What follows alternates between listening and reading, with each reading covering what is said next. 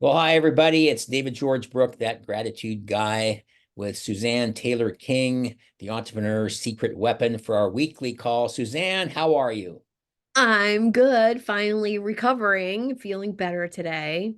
Happy to hear that. So another one of our recordings, and today happens to be kind of a personal favorite. Suzanne suggested it for those of you that are listening and watching. It is called "Where Has Common Courtesy Gone?" And I'm going to try to Out get the window. Out the window, it's gone. try to get through this without laughing. Okay. Because I think that, it's like, in fact, just to start it off, I'll just mention that I always would tell people, look, if you can't make it to my party, if you can't come to my event or whatever it is, that's fine. But you don't owe me an explanation. But all I expect is common courtesy. I can't make it, and I'll try to get there next time. Thank you so much. But what do people do? Oh, I'd love to be there, but I can't make it because we're having spare ribs. I'm on a spare rib thing lately, and we're on spare ribs and having that. And then my folks are coming over, and then the kids are gonna be this. I go, wait, cut, cut, cut. We don't need that. I just Yeah. need common courtesy. So, and then we'll tie that into the email thing as well. But your thoughts on where common courtesy has gone, Miss STK? Well, I'm astonished every day at how many people can't say thank you, don't say thank you, don't respond to emails they've asked for, or don't even just say, "Oh, thanks for sending that over," or not that I do things for that reason, but I'll give you this example. I met someone a couple weeks ago, and he mentioned he was a former Olympic athlete. And we chatted for 2 seconds about it. And then I connected with him on LinkedIn, hoping to talk to him about athleticism on my podcast. And he said, "What's your address? I'll send you a copy of my book. That's my whole story." 3 days later, I get a signed copy of his book in the mail, with a nice little note attached to it, and he signed the inside cover. So nice to meet you. And like, I knew this guy for 5 minutes, you know, and I sent him an email thanking him for the book and told him, my son plays that sport. So I'm going to have my son read the book, and it really means a lot to me. My son's name's Sean. This guy's name's Sean. Amazing. And he actually responded to the email and said, "You're so welcome. Means a lot to me that your son's trying out for my sport. Wish him good luck." And then sharing that story with my son and the positive, you know, Sonia Liebermersky calls them uh, moments of positivity resonance, Mm. where you have a brief interaction with someone and there's a positive ripple effect from that. We're missing that today. It's too rare. And it's really funny too, because I think, as you were saying that, this is almost more of a dramatic comparison, but I've said for years, I'm sure I said it to you too, one of the questions I've always had in life is I don't understand why people don't take better care of themselves. It's just never made sense to me. And you got one body, you got one set of feet, one set of hands, one set of kidneys, and all these things, and yet people abuse their bodies and have all sorts of physical and mental issues and so forth. And so, but it kind of, as I've gotten older, I've become a little more understanding, and this will actually tie back into common courtesy too, is that I just think people have a hard time coping. And so Yeah. they take the easy way out. Here, don't go exercise and go to the gym and go walk and drink water and write in your gratitude journal and all those things. Just take this pill. Or let's Mm-hmm. not eat a healthy salad. Let's go to McDonald's and get a Big Mac. It takes us 5 minutes and it's already done for us. And yet it's all that trans fat and all that stuff is not good for you. So I've kind of tried to soften up a little bit on people where I just think people have a hard time coping. And so back to the common courtesy, when you and I talk about this offline, it's like with emails and people they don't get back to you. What happened Mm-hmm. to common courtesy? And so I'm going to make a little bit of a, maybe not an excuse, but an explanation for people that I just think people are overwhelmed. I mean, I don't know about you, Suzanne, but I would say on an average, I have 5 or 6 email accounts for one reason or another. But on my main account, every day there's probably 20, maybe 40 emails in there, and I can go through them pretty quickly. Then I've met people say, oh my God, I get 250 emails every single day. So I think about that Uh-huh. person, and maybe that's where I'm trying to cut them some slack. And maybe there's some other ways to put filters around that email, but it makes you wonder how they get back to anybody. And I'm always fond of saying, if I sent you an email, I have the $5,000 cash. Should I come over at 10 or 11, which is works better? I think they get back to you. So I think in some ways, I don't know if you agree, don't you think it's because people are just overwhelmed? Oh yeah, if I was getting 400 emails a day, I probably on a busy day would just hit delete all. Yeah. I I honestly don't think I would go one by one Hmm. through them. So this is where, the boundaries around your business are really important. And I guess that's really what I'm saying here. If you want to do a better job being in relationship with people, you want to be known for introducing people or connecting people or getting back to people, or how about doing what you say? Right. And if you want to be known for that, you can't be receiving 400 random emails a day from spam you signed up for in like the online space. Right. Um, I get emails from where I order dog food from, where I order hair products from, where I order makeup from every single day. I unsubscribe. I don't need a daily email to remind me to order dog food once a month.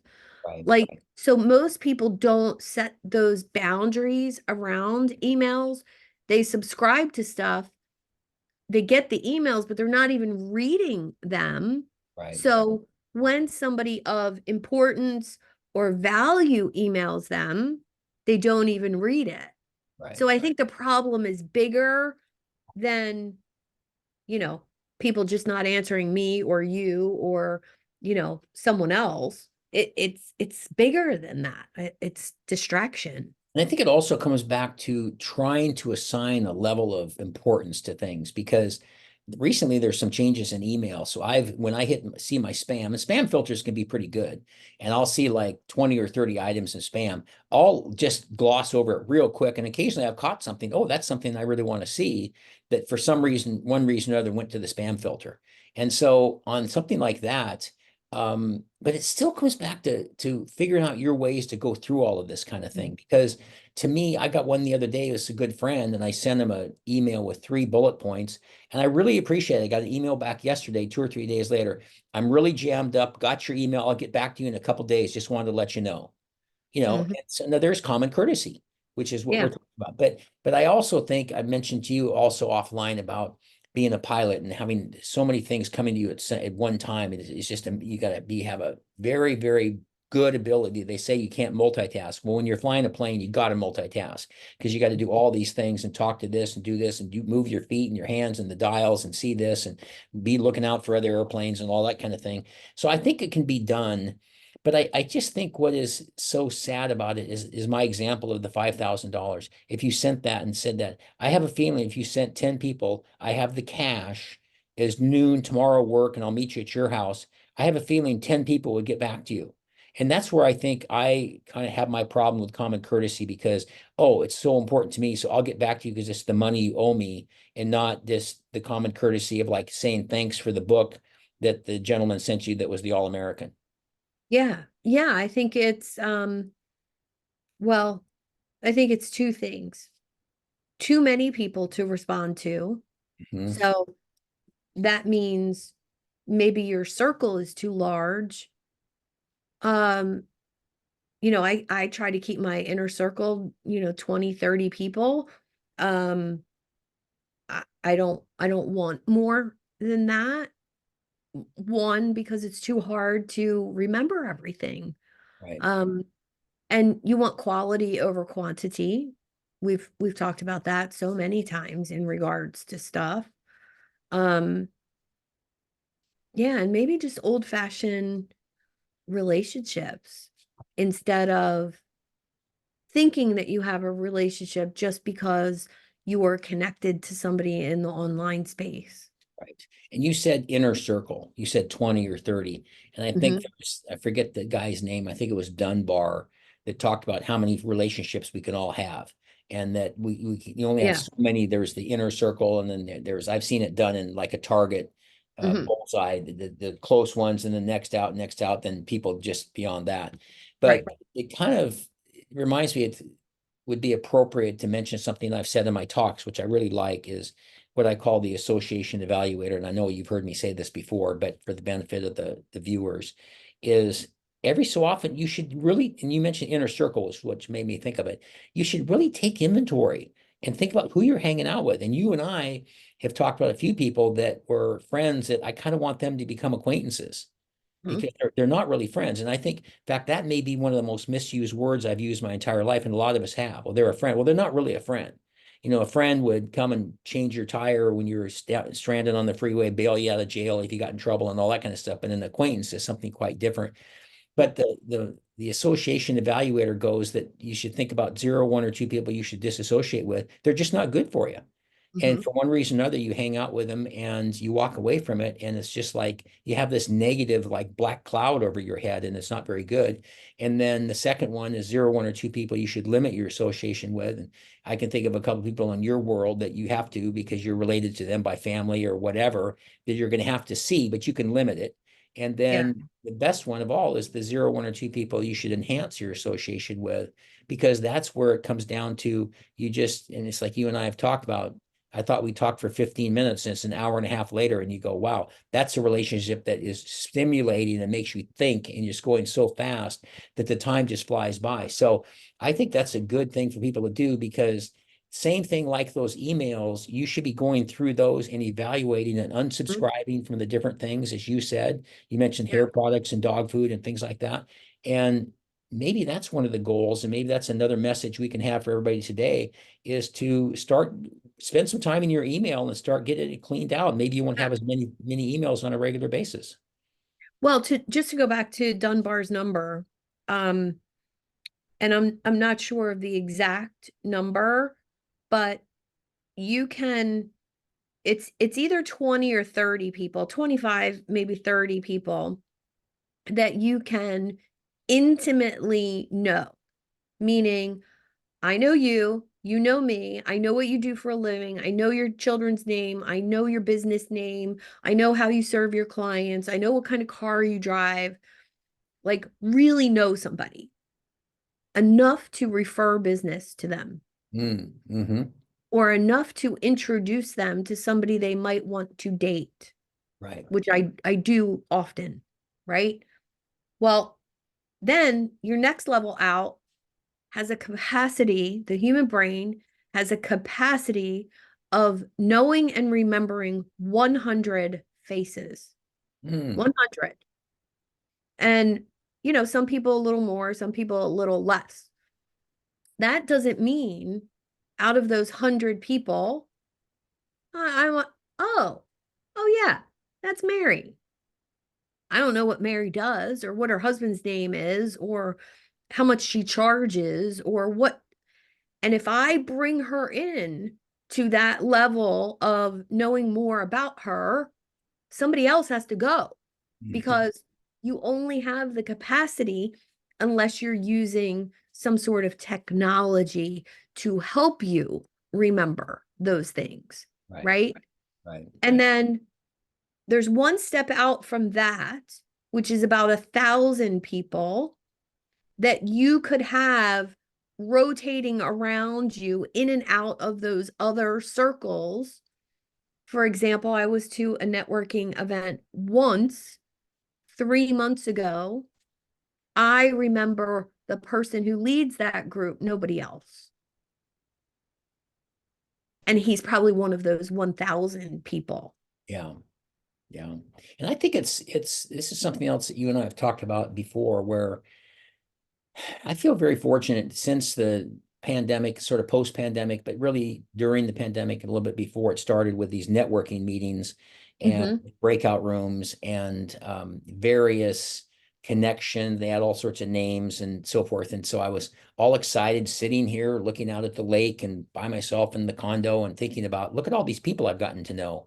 But Mm-hmm. it's interesting, if you make it an effort, you can really build those relationships over Zoom, But Yeah. it's also interesting where back to Dunbar's number and some of those is that I can do something called an activity tracker, and it says how I met the person's name, their email, and what we talked about. And it's just an Mhm. Excel spreadsheet. And it's just been a good thing for me to, I've tried various CRMs that's just, I didn't put the time into. You got to put the time into them. Got to Otherwise, put the time in. they're Yeah. not valuable. But the reason I liked it the most is because the email is a hyperlink.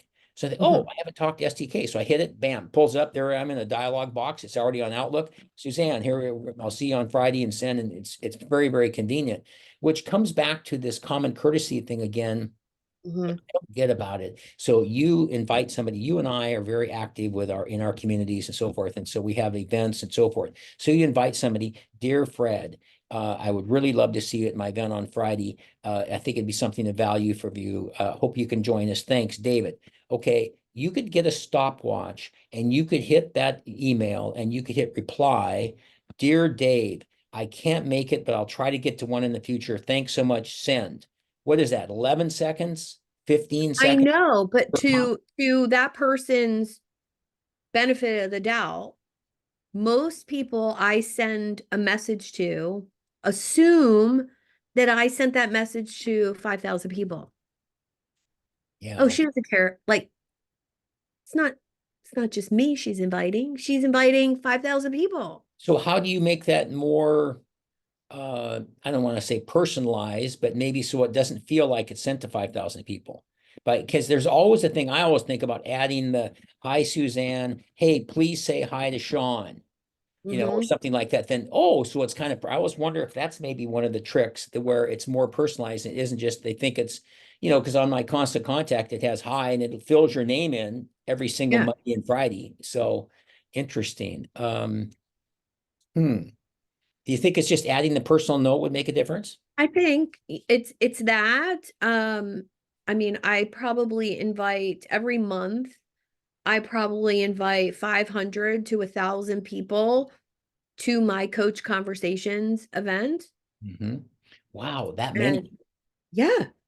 yeah, 50 people a day for at least 20 days before the event. Mhm. And then my email list, that's probably another 2,000 coaches that get an invite. And out of all that inviting, generic inviting, Mhm. mind you, generic, 150 people have registered. Yeah. I don't think that's great numbers, but it's Yeah. because it's generic inviting. So do you remember this guy left quite an impression on me? Then I had a Zoom call with him separately. But do you Mhm. remember some of the other things that Jeff Goldberg said? Because he had on your event, he Mhm. had some really good quality comments. And one, I mentioned this to you earlier today offline, was use the subject line. So instead of saying coach conversations, do you put something like great guest speaker today about the coaching bit practice or something like that? Do you remember some of the other things he said? Yeah, personalizing the subject line, which again, that can be done with your CRM, using a custom value.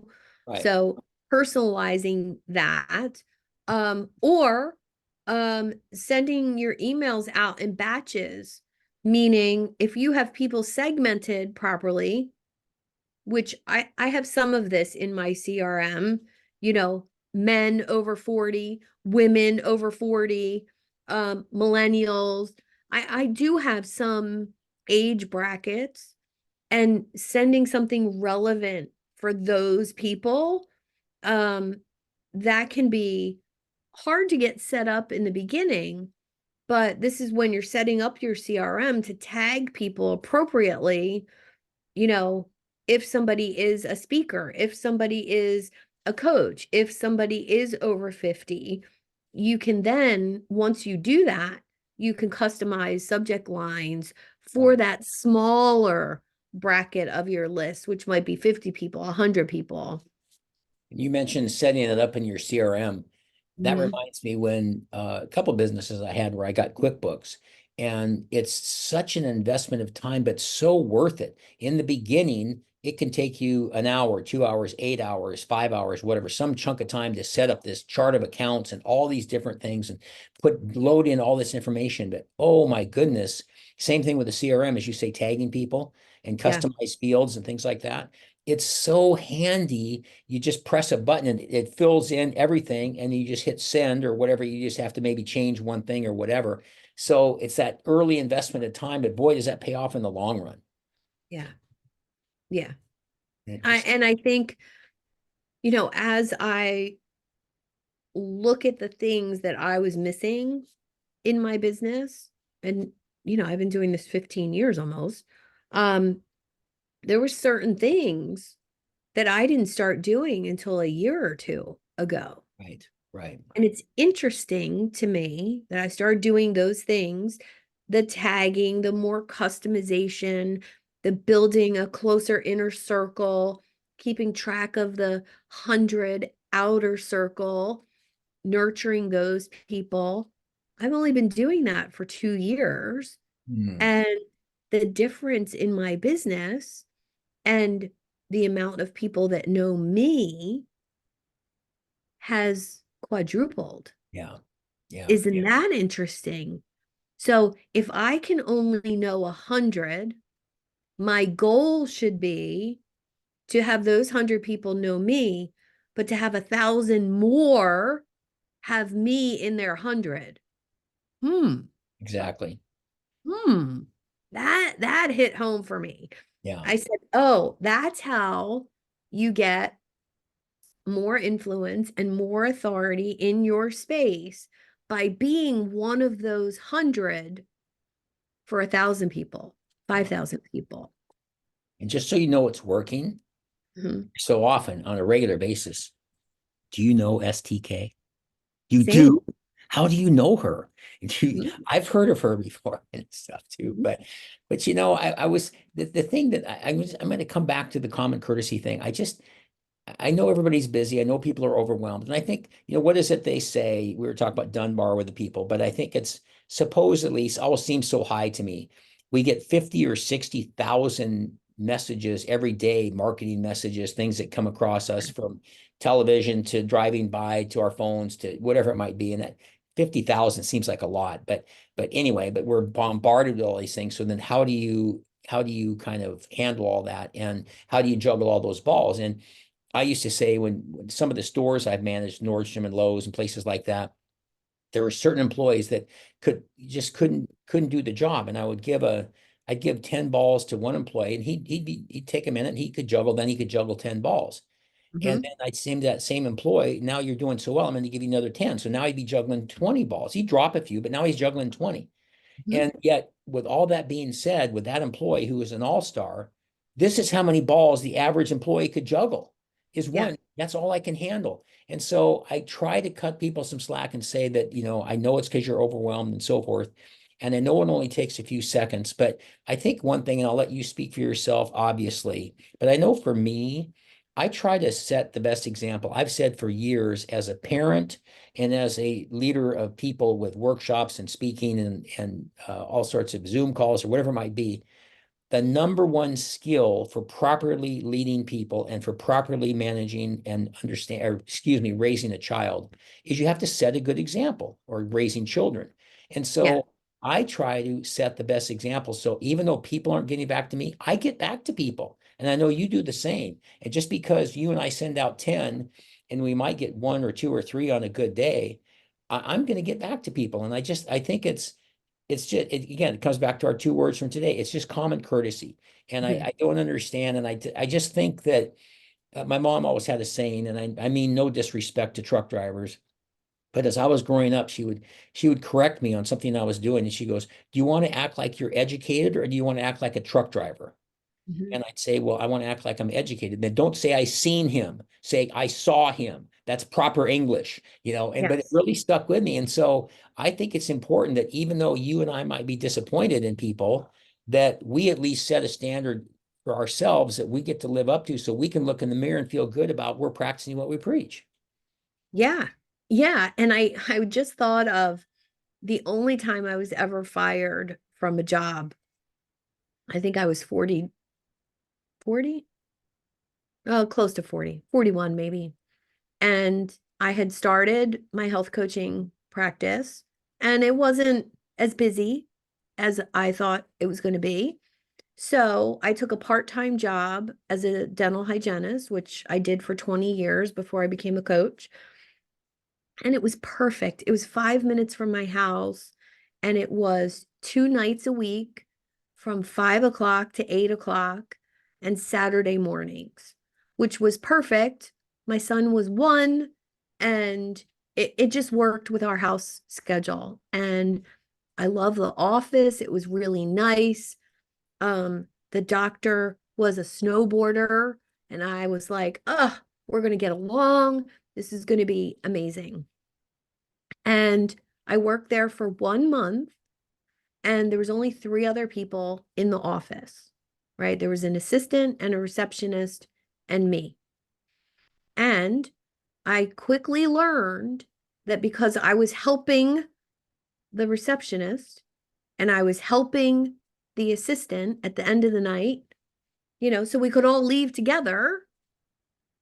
This is how I was trained because I worked in a huge office. We all helped each other. We helped each other do instruments, or we helped each other take out the trash or file the charts at the end of the night. Oh, did you do all the phone calls for tomorrow? Here, I'll help you so we can all leave sooner. Well, that's not how it was in this office. And after about 3 weeks of working there, I got a talking to about doing other people's jobs. Mm, And I sat there like this. What? You're telling me not to help the other people I work with? Yes, they're complaining that you're helping them, which is wow, helping them get out the door, which right. they didn't want to do because then they're making less money. Oh, Wow. oh. So now I'm being asked to not be myself, right? I tried it for like a week and a half. And then I talked to my coworkers. Is it true that you don't want me to help you get out the door at night? Well, yeah, mind your own business. Do your own job. Worry about yourself.